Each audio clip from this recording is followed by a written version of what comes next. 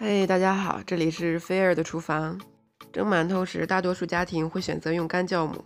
今天说两个关于酵母的问题。第一是酵母和面粉的比例，以及酵母的多少对发面的影响。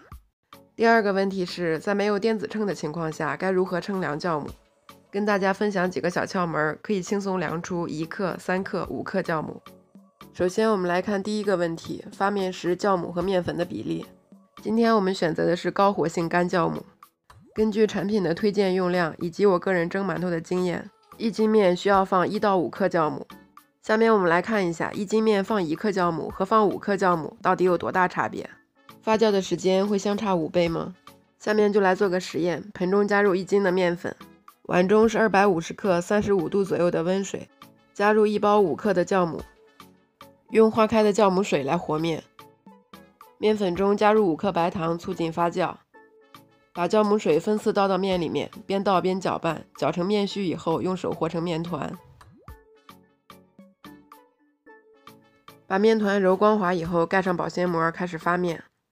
然后我们用同样的材料、同样的步骤再发一份面，唯一不一样的是酵母的用量。这次我们只加入1克酵母。和成面团以后，开始发面。左边是放了5克酵母的面团，右边是放了1克的。两个面团同时在室温25度的环境下发酵。1小时以后，左边的面团发酵很明显，右边的面团体积略微增大。1.5小时以后，左边的面团已经发酵完成，面团的表面可以看到明显的气孔。用手扒开面团，内部有丰富的蜂窝组织。另外一个面团继续发酵，2小时以后体积明显增大。2个半小时以后发酵完成，表面有明显的气孔，内部有丰富的蜂窝，和第一个面团的状态相同。所以呢，5克酵母的面团发酵用了1.5小时，只放1克酵母的面团发酵用了2.5小时。结论就是1斤面放1到5克酵母都是可以的。如果不着急，放1克就足够了。如果想要发酵快一点，可以适当增加酵母的用量。下面我们来说另外一个问题：没有电子秤，酵母该怎么量？首先我们来看5克酵母怎么量。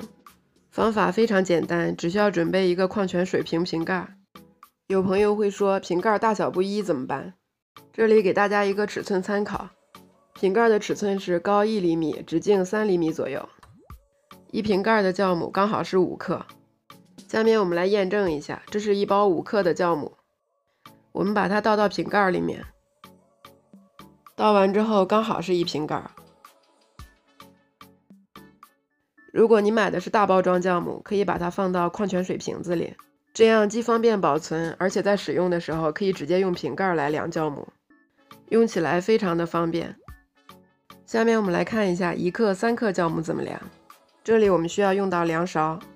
首先希望大家避免一个误区，那就是量勺是用来量容积的，而不是用来量重量的。用5毫升的量勺来量酵母是3克，2.5毫升的量勺用来量酵母是1克。今天的视频就到这里，如果喜欢我的视频，欢迎关注我。你的每一次点赞和评论都是对我最大的鼓励，我爱你们。